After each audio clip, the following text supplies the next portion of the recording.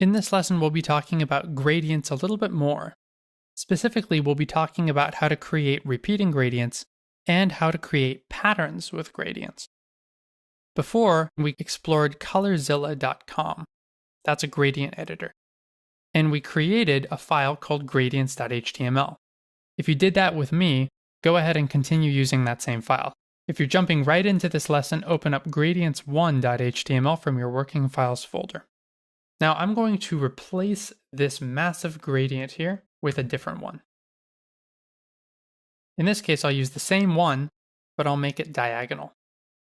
I'm also going to change this a little bit so that way it's even more stark. And I'll remove this stop by just clicking and dragging it off. Now I have a diagonal gradient. I'm going to copy this code and I'll paste it on in.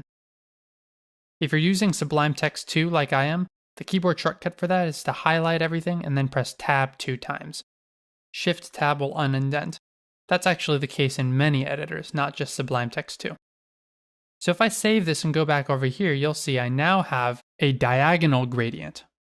Now you'll notice that we're setting background to be these things, which means you can actually use background size, which is something that we previously talked about, to make the gradients smaller.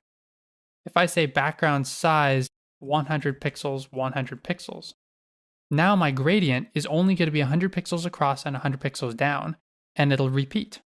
Normally with images you see this as well, background repeat, no repeat.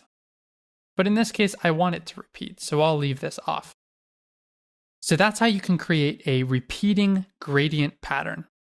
Now let's play a little bit more with this gradient generator. I'm going to create a couple more swatches. I'm going to set this one to be white. And this one will also be white. This one I'm going to set to be black. This last one I'll set to be white. And I actually need one more. That last one's going to be black. And actually this one's a little excessive, so I can remove it. So now I've got this fuzzy stripe. It turns out I can make this stripe a lot more beautiful simply by moving these locations to be basically the same location. 25, 26.